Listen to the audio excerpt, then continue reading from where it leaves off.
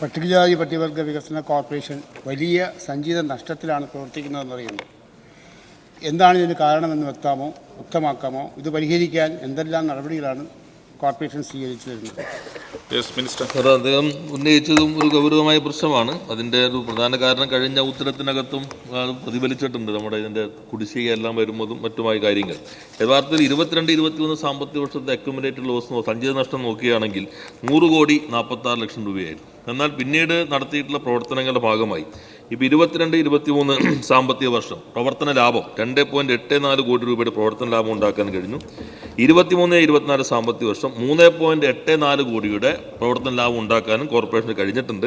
24-25 സാമ്പത്തിക വർഷവും ഭേദപ്പെട്ട ലാഭമാണ് പ്രതീക്ഷിക്കുന്നത്. ഈ സാമ്പത്തിക വർഷത്തോടുകൂടി അവസാനത്തോടുകൂടി ഇപ്പോൾ നേരത്തെ പറഞ്ഞ 100,46,00,000 എന്നുള്ള സഞ്ചിത നഷ്ടം 90 കോടിക്ക് താഴെ കൊണ്ടുവരാൻ കഴിയുമെന്നാണ് പ്രതീക്ഷിക്കുന്നത്. സർക്കാരിൻ്റെ ഇടപെടൽ, മാനേജ്മെൻറ്റിൻ്റെയും ജീവനക്കാരുടെയും കൂട്ടായ പ്രവർത്തനത്തിൻ്റെ ഫലമായിട്ടാണ് ഈ നേട്ടം കൈവരിക്കാൻ കഴിഞ്ഞത്.